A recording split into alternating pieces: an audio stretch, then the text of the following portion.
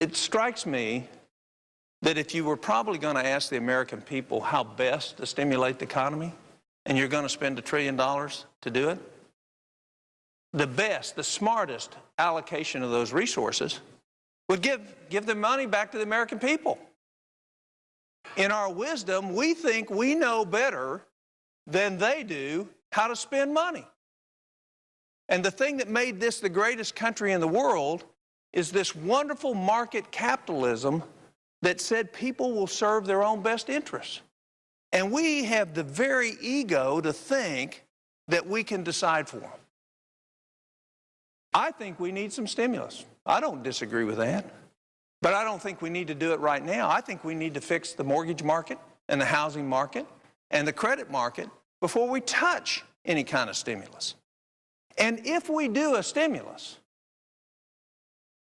the best stimulus we could do would be to give the money back to the American people and let them allocate it in ways that they know are best for them individually. That proposal was rejected out of hand. Now, why would that be rejected? Because we have this false sense that Washington knows better. Well, I would tell you the predicament that we're in proves that we don't. We don't know better. We haven't got a clue. And when we bring a $900 billion spending bill to the floor, and we've accepted one amendment to cut $246 million out of it, we have had votes, both voice votes and recorded votes, on less than 20 amendments. And we're told by the majority leader that we have to finish up so we can get to conference. This bill ought to have 1,000 amendments on it. If we're truly going to do the work of the American people, we ought to debate this bill line by line.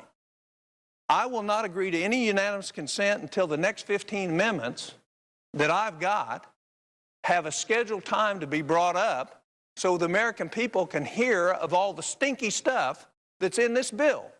The biggest earmark in history is in this bill. $2 billion. There are tons of things that need to come out of this bill. And as the American people have learned what's in this bill, their common sense, which is on a one-for-one basis, 1,000-fold greater than our common sense as senators, is being totally ignored. And that's why the people in this country routinely are rejecting this bill now.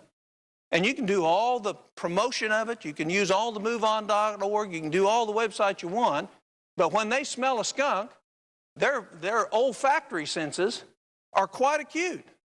This is a skunk. This bill stinks. This bill is the biggest generational theft bill that has ever come through this body.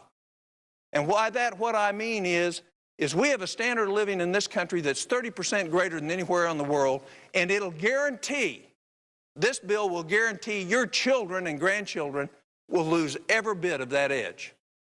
Every bit of it. So how did we get here? We got here by us thinking we knew better. By us ignoring the very principles that created this great country. And then we refused to admit it. We created Fannie Mae and Freddie Mac. And then we blame an administration when we tied their hands to fix it, and we say it's an administration's fault when it's really our fault. We tried to socialize the risk so that everybody in this country, even if they couldn't afford it, could have a home. And now what we're doing is we're going to charge our grandchildren to get us out of it. When we were in business that we never had any business, if you look at the enumerated powers of the Constitution, it gives us no authority whatsoever to do what we have done. So when we abandon the principles that we were founded upon, we get in tremendously tall, deep weeds. And that's where we find ourselves today. More money that we don't have to spend on more things that we don't need and ignore the wisdom of the average American citizen on how best to spend their money is insane. And yet we've spent 2.5 days, that's all we've spent so far on a $1 trillion bill, 2.5 days, and had 20 votes, and now we're told by the majority leader we need to hurry up. Hurry up is what's got us in this trouble. We need a methodical explanation to the American people for every line that is in this bill. Every line item. We need an explanation of why we're putting in Medicaid funds to bail out the states at twice the level of what the governors actually asked for. Why would we do that? Because we know better? In our ultimate wisdom, we know better? And while we're talking about the states, the worst thing we can do is bail out the states. Because we will be transferring our wonderful illogic to the states and saying, you don't have to be fiscally responsible. That's what we're going to be telling them, so that in the future, they won't put in a rainy day fund like Oklahoma has and plan for the future and control their spending increases. No, they'll say, don't worry about it. The federal government will come bail us out. I am adamantly opposed to us transferring the absolutely economic chaos that we have created to the states. The states need to make hard choices now.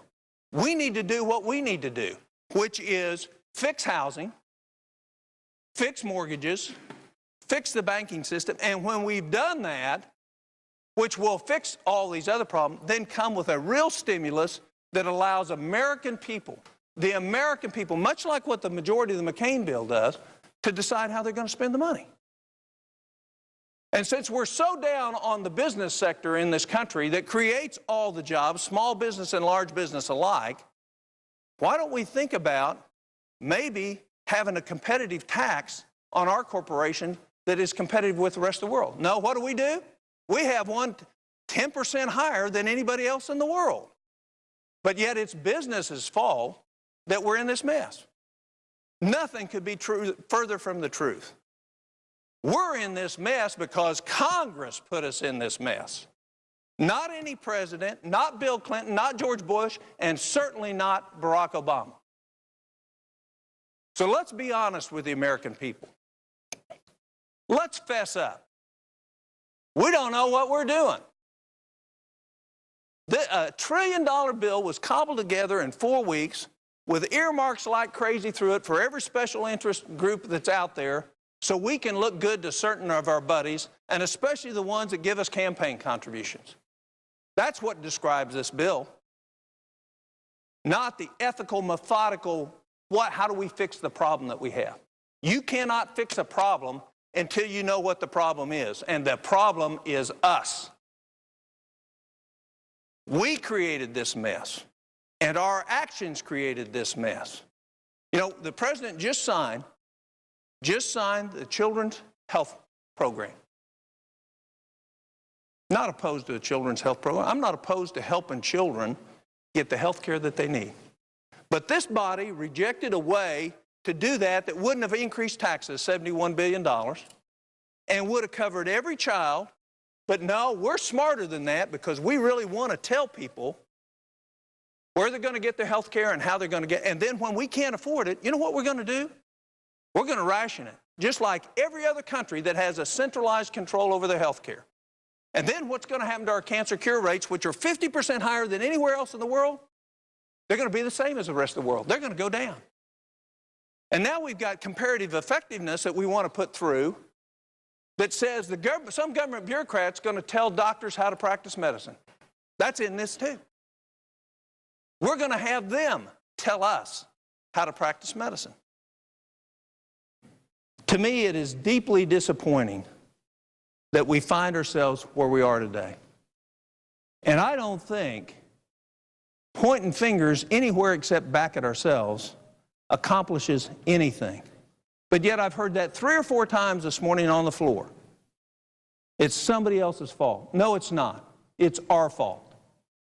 And the first thing to getting healthy as addicts is to admit we've got a problem. We need to be in a 10-step program.